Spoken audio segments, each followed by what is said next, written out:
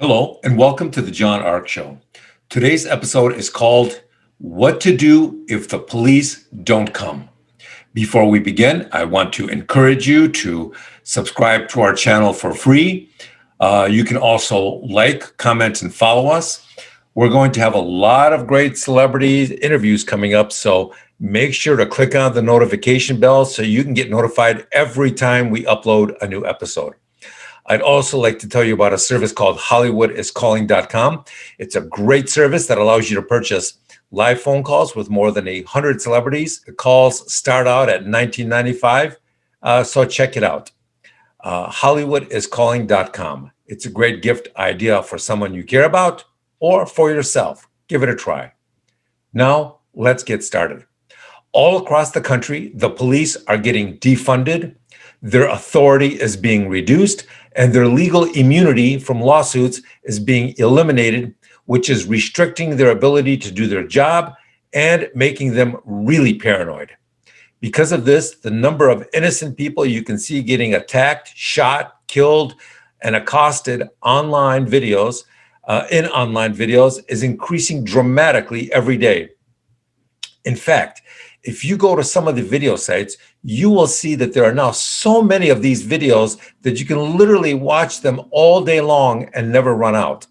What's disturbing about all of this is how accustomed people are becoming to seeing this kind of wholesale, nonstop tidal wave of crime against innocent people, random attacks. Another thing that's getting very disturbing is how savage the attacks are becoming. It used to be that criminals might attack a man or a teenager, but they wouldn't ordinarily attack a woman or a child. That's all changed now. There are countless videos out there of old ladies, old men, handicapped people, and many children being attacked or killed for no apparent reason whatsoever. A lot of times it looks like it's being done for entertainment purposes. That's the direction everything appears to be headed in.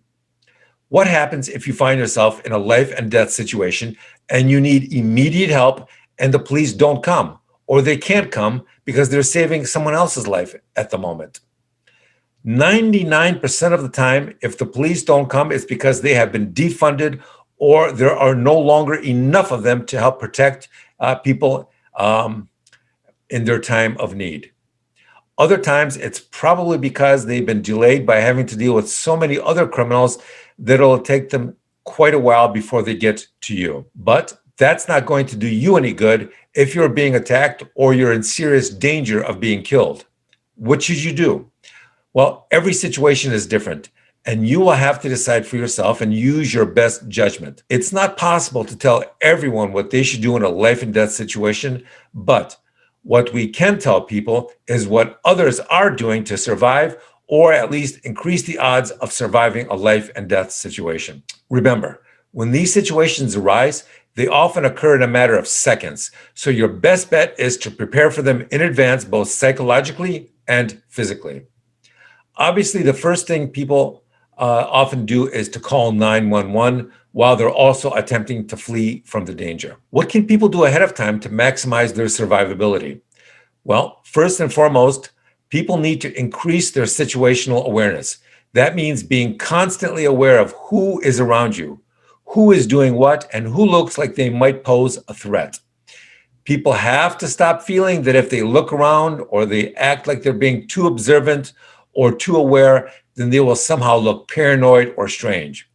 That's the kind of politically correct thinking that will absolutely get you killed. Stop worrying about offending criminals and focus on what's going on around you. We're not telling you to stare at strangers for long periods of time, but you should look around and watch and always be aware of what's going around you.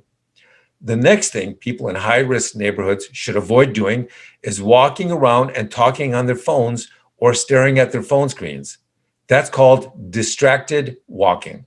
That just makes people super distracted, and it will attract street criminals that want to steal your phone. If someone is walking by themselves and they feel unsafe, then they should look around and see if there are any normal-looking couples that they can ask for help from, and then just walk with them. Being part of a group tends to increase your odds of survival. If you do see someone being hostile or dangerous, then try getting indoors. If that's not possible, then step out into the street and stop cars and ask them for help. The next thing I want everyone to do immediately is if you live in a nice neighborhood with low crime, you're out in the suburbs somewhere and you feel safe and secure, well, the world is changing very quickly now. And you can no longer assume that because your neighborhood has always been safe, that it will continue to be safe. That can be a fatal mistake. You should always assume that the suburbs are just as dangerous as the inner cities now.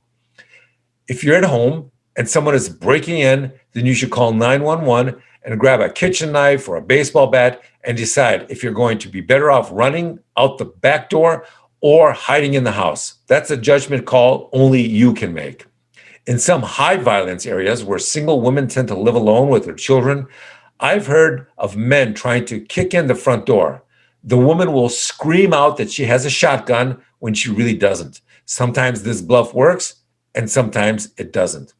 I remember one situation where a grandmother yelled out and it didn't work. But unfortunately for the criminal, she actually had a shotgun. So she fired off a round and the criminals all scattered like rats off her front porch. What about preparations that people can do ahead of time to increase their survival odds? The first thing some people are doing is they are getting concealed carry permits and they are traveling with their legally purchased firearms on them at all times. If you don't want to do that, then there are other legal options like pepper spray, a pocket knife, an extendable pocket baton, or even just keeping a baseball bat in the backseat of your car. Make sure you check your local laws to see what you can legally do. Some people are also preparing go bags and keeping them ready at home.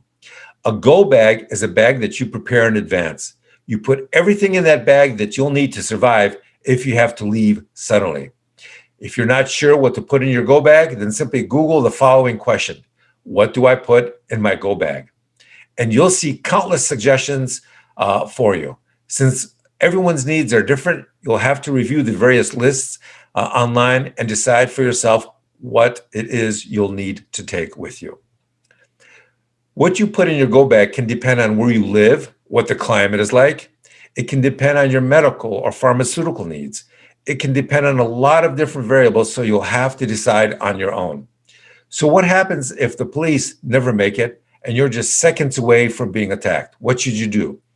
Well, here again, you should do some preparation in advance. If you can't afford self-defense classes, then there are countless self-defense videos that you can watch for free online.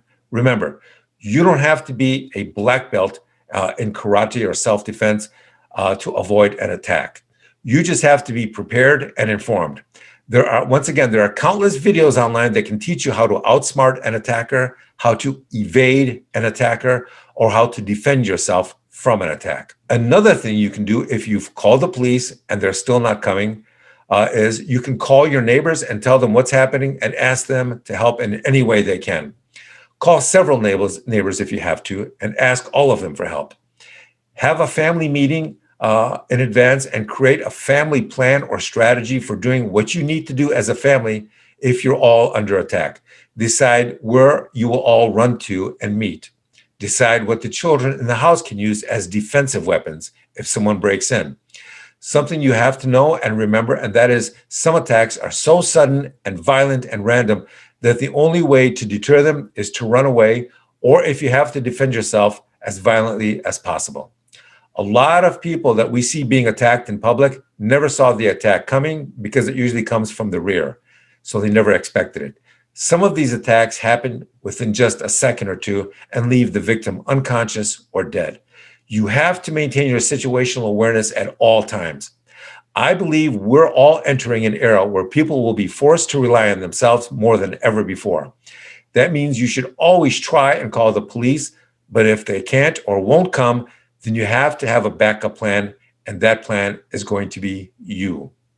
So with that, I want to wish you good luck. Thanks again for watching, and I want to tell you that we're going to have more great celebrity interviews and more breaking news stories coming up in the future. So we want to encourage you to subscribe to our free channel and click on the notification bell so you can get notified every time we post a new story.